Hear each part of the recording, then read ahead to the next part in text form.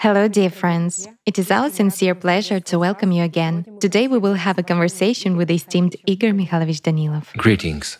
Igor Mikhailovich, at the end of the previous video, you said very inspiring words that life is worth fighting for. Knowing the verity and the truth, and having at least a little understanding of what is actually happening, the essence of what is happening, and striving for God's love, we simply cannot miss this chance, the chance to save humanity, the chance to save people's lives. Already a lot of people see this chance in the creative society, in building the creative society, a society where the value of life will certainly be dominant, not just on paper, but in reality, and where all people will be united so that the quality of this life would constantly become better, and so that we come up with solutions on how to make everyone's life increasingly happier. A great many people dream about the creative society, and a lot of people even see certain signs and indications that the creative society will be built. We were sent some questions that I would like to voice today.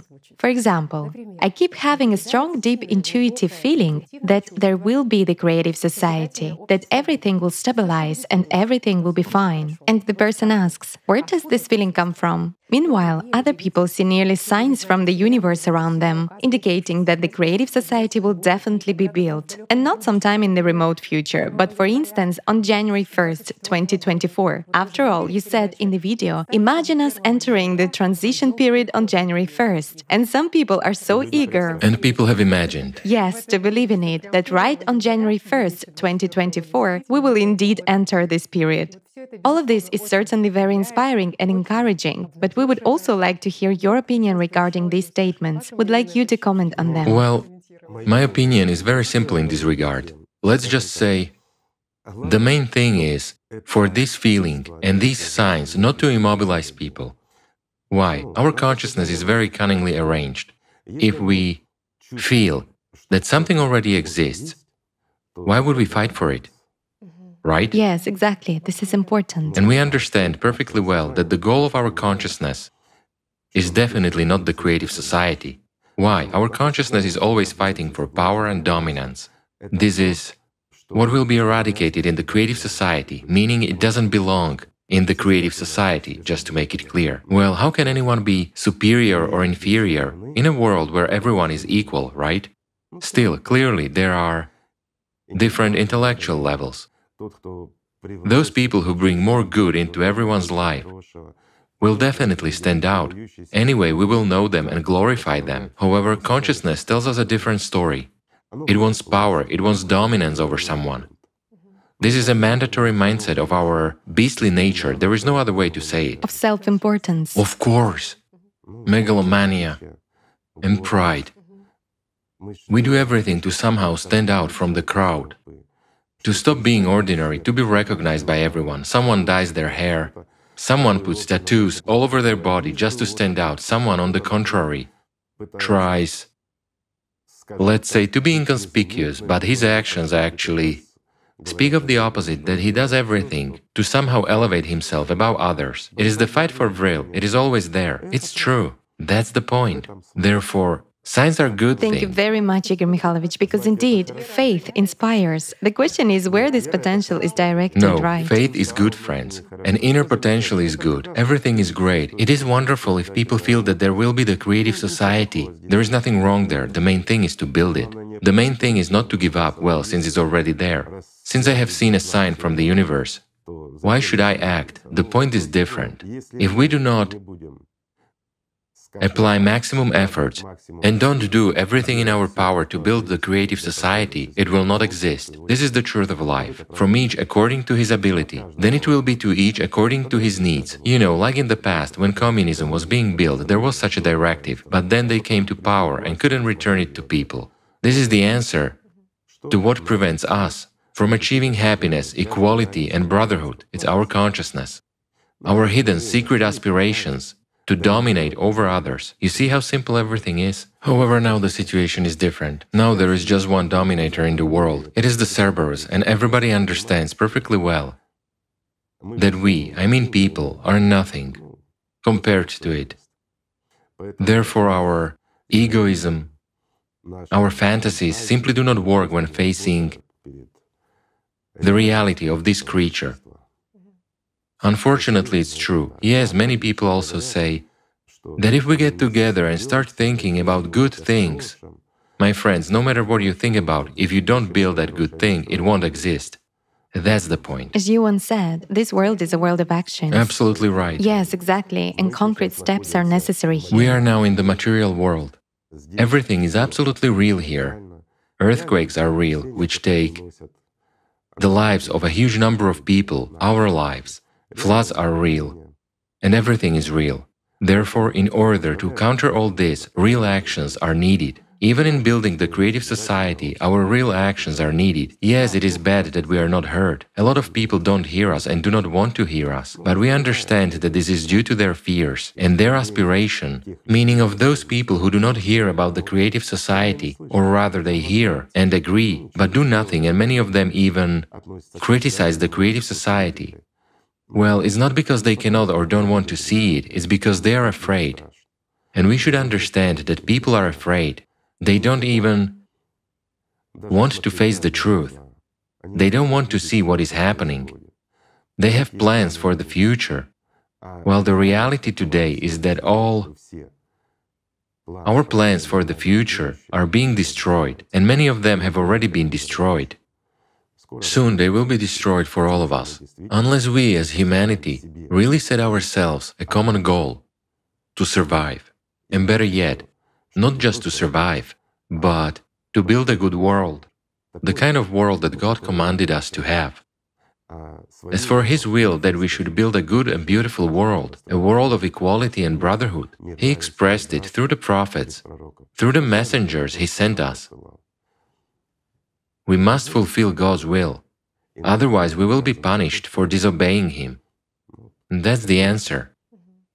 We should not blame people here either, because if we look at what scientists say, some of them say that the maximum that will happen to the climate is that water in the oceans will rise by 3 meters. Yes, the coastal countries will suffer, those which are in that zone. Other scientists say that in 10,000 years the water will rise a few meters. And look, an ordinary person who realistically looks at the world with his eyes wide open and sees what is happening is being told by scientists, authoritative people, it will happen in 10,000 years. Other scientists reassure him, okay, not in 10,000 years, it will be sooner. That is, closer to logic and understanding. The water will rise just a few meters. Even if you live in this zone, you only need to go higher, more than 3 meters, above sea level, and nothing will happen to your house. Isn't that how it is? After all, we should believe the scientists. Yet we see something different. But we see something different. That much more extraordinary events are happening than they say. That's what is scary. It is really scary. Why? Because it evokes dissonance and inner uncertainty. And there are us on top of it. We come with our creative society and say, if we don't build it, there will be problems, right? This disturbs a person's way of life and his hopes. Who should a person listen to, the same human as him? A volunteer of the creative society who says, we urgently need to build a creative society, otherwise there will be problems. Don't you see what is happening with the climate? A person looks, yes, there is indeed a problem with the climate. However, scientists actually say something else. And look, our leadership around the world is calm and level-headed. They say, yes, we need to adapt and things like that.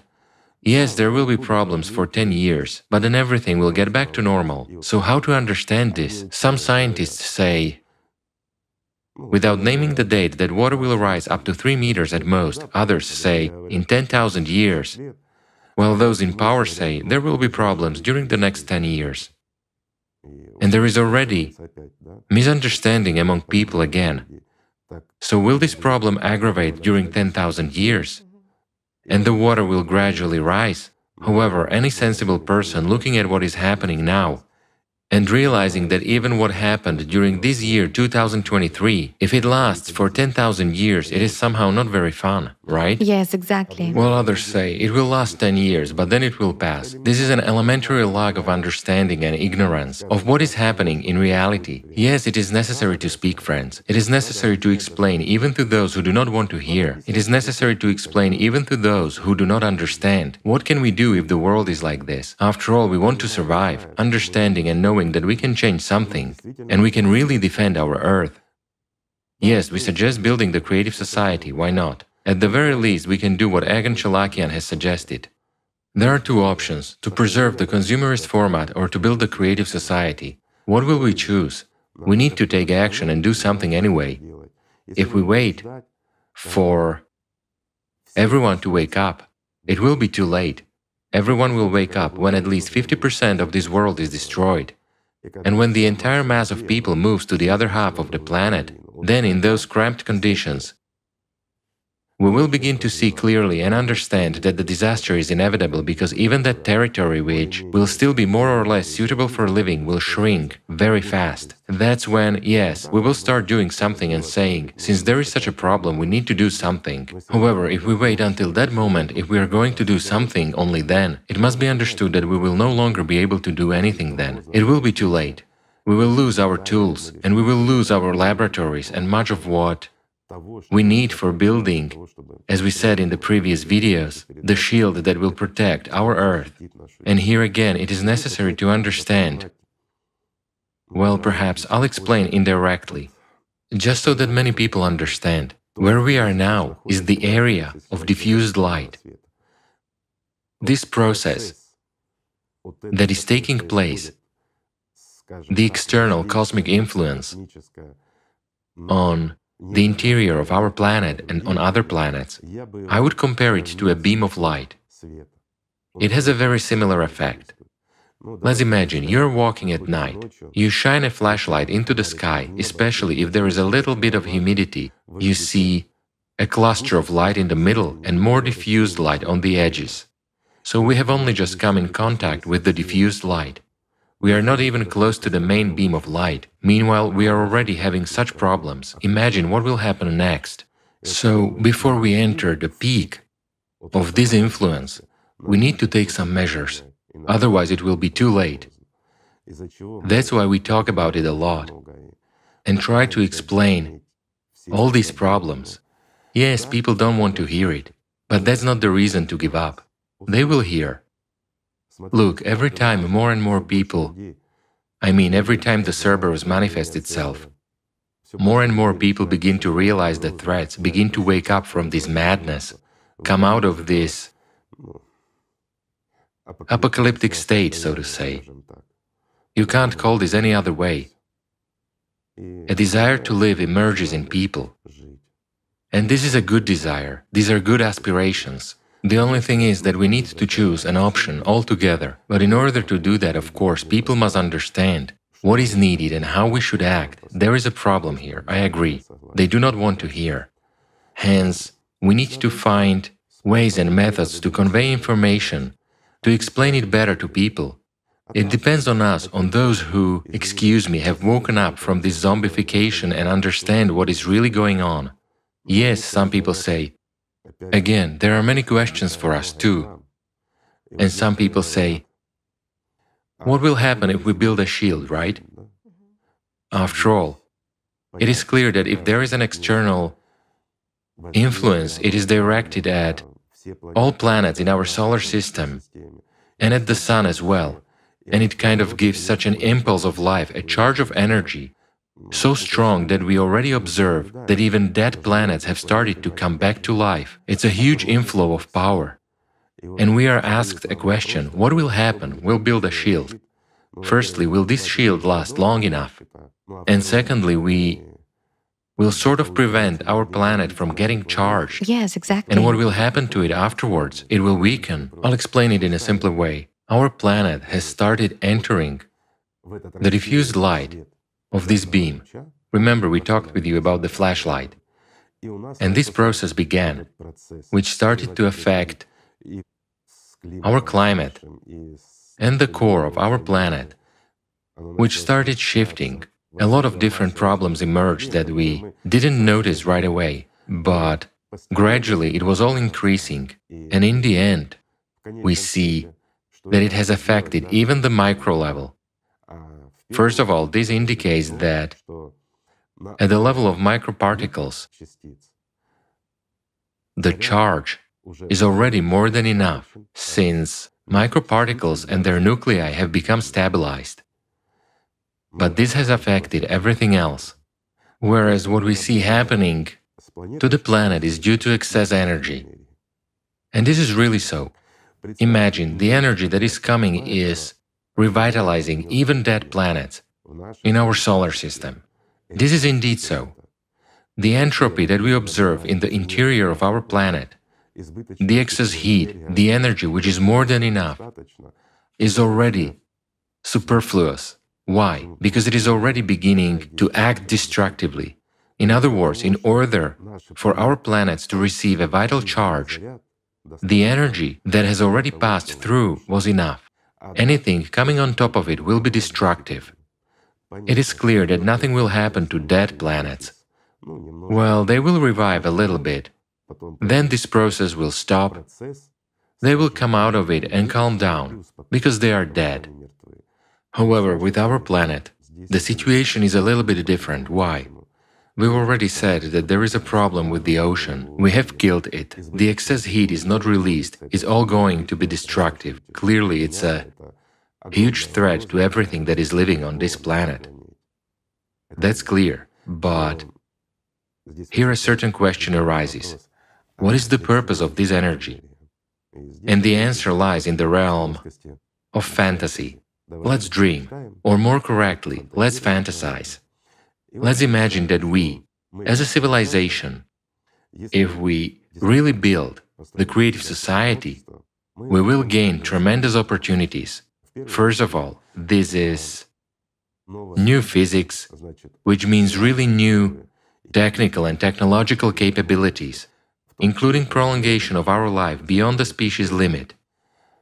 By more than 15 times, that is, we'll be able to live for 1500 years.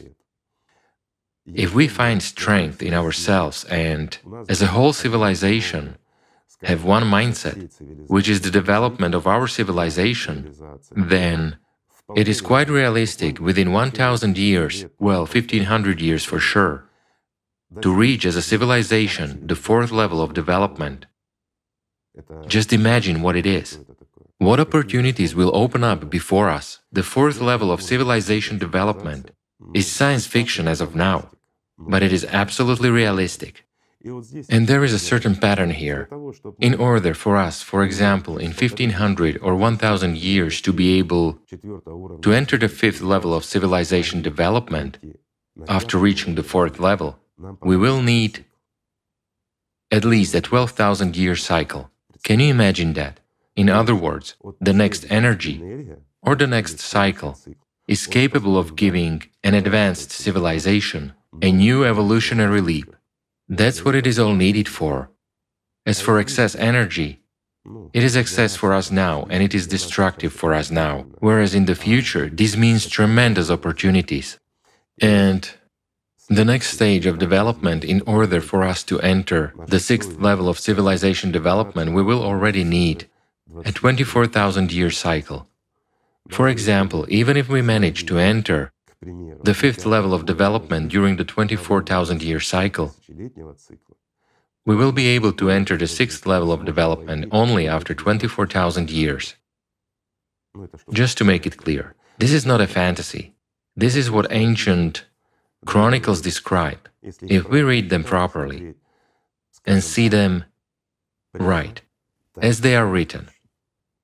Whereas we read and treat a lot of things as science fiction, while in fact people described what they saw and what they knew.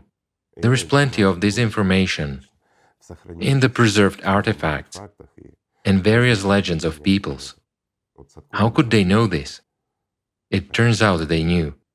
So as for building a shield, firstly, it won't last for long. Why? We have to understand. I'll disclose our understanding a little bit, what we've come to as of today, but I'll tell it not from the perspective of physics, but in a more philosophical way. so that it will be clear to everyone and useful at the same time. The construction of this shield is absolutely realistic. We are more than convinced of it. We understand the principles on which it is supposed to be built. Using philosophical terms, the construction of this shield should be based on the principle of Aikido and quantum Zeno effect. I will simplify it for the sake of understanding. The countermeasure we have to build will work for as long as we are affected by the external cosmic radiation. Exactly that long. Those who understand it will understand. As for the others, unfortunately, they don't need it. About the others, I would like to thank many people who contacted us after Dr. Chalakian's speech and expressed their desire to help scientists. He encouraged many people to look at physics, to understand the entire urgency of today. And many people contacted our team and me personally with a suggestion or even a request to join the team of scientists who will fight against climate change. My friends, we are sincerely grateful to you. We understand everything. We understand your aspiration and desire to save humanity, but I'm sorry, I'm going to be blunt. There are no more than 200 people in the world today who are able to delve into and understand what we will have to do, and our task to start with is to bring them together. As for everyone else, you and us, friends, they will need us to help them and to ensure that they work properly. I mean, they will need all the science and volunteers and everyone who wants to help. However, based on the current situation, specifically the scientific part, namely the construction of this shield, will have to be done by those scientists if we manage to establish such a center. Again, if they are made available by their governments, since they live in different countries. And the big question is, will we be able to unite this scientific potential of ours? Will they be able to gain an opportunity to work in full force, to delve into what is already available, and to develop what is necessary? For that, at the very least, we need unification. Unification at the level of countries or unification at the level of people. Well, we must create these conditions. If we don't create them, how will scientists be able to unite and what will they be able to do? A simple question. It's a good question, of course. That's when all of us will come in handy. When objectives and tasks are clearly set for us and we understand what to do. As for studying physics from scratch, by people who are far from it, who haven't dealt with it all their lives and haven't delved into the essence of the life of microparticles, so to say, and their interrelations. It's good, but it will take a very long time. This is indeed true. Meanwhile, scientists will need help, and they will need a lot of help. Therefore, we will come in handy, but a little bit later, if we resolve the main issue. Therefore, now it is better to direct our potential and our aspirations on actually reaching those who don't hear and somehow explaining elementary things to them, the things which even a child already understands. What is happening will keep happening, and far from the way scientists describe, not in 10,000 years. In fact, we don't have much time. As a matter of fact, as Dr. Chalakian says today, we have a relatively quiet time period of 5 to 7 years. But which of you would call even this year quiet?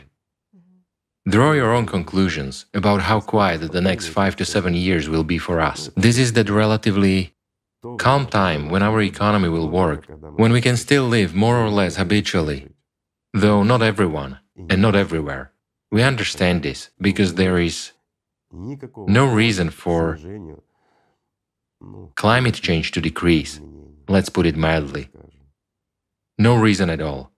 Energy is only growing, and since it is coming but doesn't go anywhere, it will be converted into destruction, meaning it will fight against life. That's a real antibiotic.